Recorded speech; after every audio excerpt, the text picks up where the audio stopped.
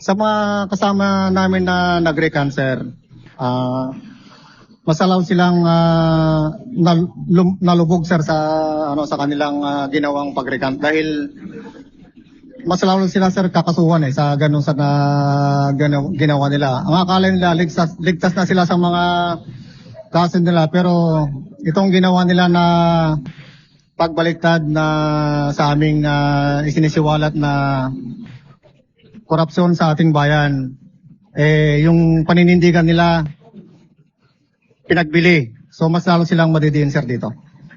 Yan ang mensahe ng team leader ng Mamalita Boys sa kanyang kasamahan na nagbawi ng kanilang affidavit tungkol sa anomalya sa flood control projects. Ano na kaya ang balita sa mga ito? Yung apat na tinaguri ang Malita Boys na nag-recant, nagbawi ng kanilang salaysay tungkol sa anomalya sa flood control projects. Nasaan na kaya sila? Ipinahayag kasi ng ombudsman na maari o posibleng may sama sila bilang mga accused, bilang mga akusado, bilang mga accessories after the fact. Ang ibig sabihin, tumulong sila na may tago ang krimen at nakinabang sa bunga ng krimen. Sa madaling salita, tumulong sila na itago, takpan ang krimen matapos itong maganap, pero hindi sila ang aktual na gumawa ng krimen.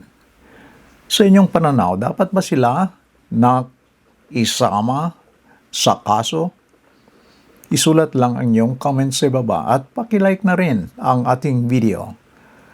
Mga kaibigan, panoorin ang press conference ng Ombudsman at magbigay ng inyong opinion. Sir, yung ibig sabihin, yung apat na escort, isasama na po sa kasong plunder dahil sa pag-recant po ba nila? Parang ganun po ba yung mangyayari sa kanila? Well, this is feedback from the panel of investigators. They are analyzing the situation, although we know na marami po tayong kailangan i-consider dito. But for all intents and purposes, the investigators do plan to include them as part of the plunder charge. Dahil kung hindi sila magiging witness namin, then they are merely respondents in a crime where they delivered billions of pesos to the respondents in this case. Last na lang po sa akin, what if po, what if lang naman kung malaman nila na baka mapasama sila sa kaso, bumaliktad uli sila for the second time at panindigan nila yung naunang statement nila. What will be the position of the Ombudsman? Well, of course, the Office of the Ombudsman has already taken steps to go ahead with the case kahit wala ho sila. So nasa sa kanila ho yun. Kung gusto talaga nilang bumalik sa dati nilang affidavit, they're welcome to do so. Pero we have to prepare also for the scenario na hindi talaga sila babalik. Kaya po, pag hindi sila bumalik, talagang isasama sila sa charge ng plunder at non-bailable po yan.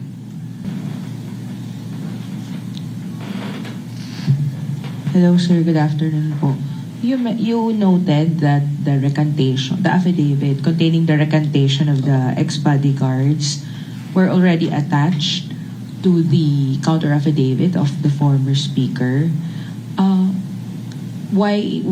would just like to know, bakit may note kayong ganon? Dapat ba sa Ombudsman muna sila nag-submit nung kanilang affidavit of recantation? Or okay lang yon na apparently they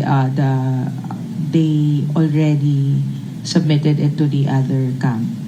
How does it work po ba, sir? Well, of course, I noted that dahil kami talaga yung kausap ng 18 Marines. Pumupunta sila dito at yung mga investigators ho natin ang kausap talaga ng apat na yon. So, if we were to follow the standard procedure, they would also have to furnish a copy to the Office of the Ombudsman, specifically addressed to the panel of investigators na nag-handle ng case. So that yung mga investigators ho natin would be apprised of the fact na they've already recanted. And I noted also that the first party that they furnished a copy to was probably the respondent dahil if you look at the timeline, it was only the day before the deadline of the counter affidavit nung nag-recant sila at naglabas sila ng statement na hindi na po sila magko-cooperate sa atin.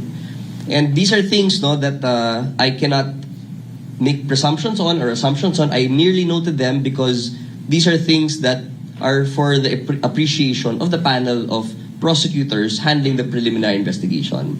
So it would be inappropriate on our end to make conjectures or to make assumptions, but merely to note the irregularities that we saw in the serving of the recantation. So officially po kasi, hindi pa rin nakatanggap ang mga investigators ng official recantation from the Marines themselves.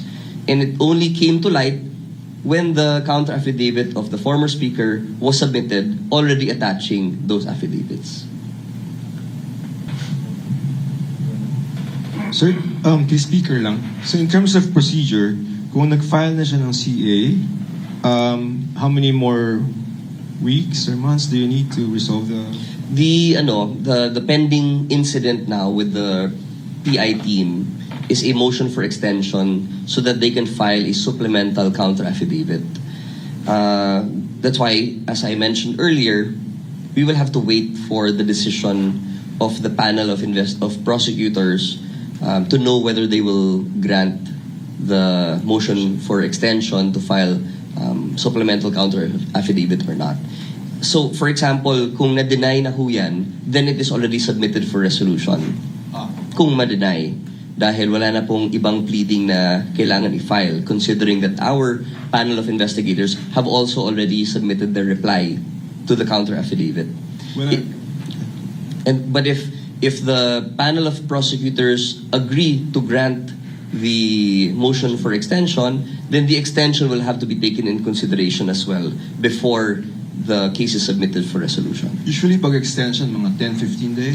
Yes, sir. 10 to 15 days. So assuming they grant 15 more days before resolution, so around September? If they are given a 15-day extension or 10-day extension, whichever the case may be, the panel of investigators will have another 5 days to reply to the supplemental counter affidavit, and then after that it will be submitted for resolution.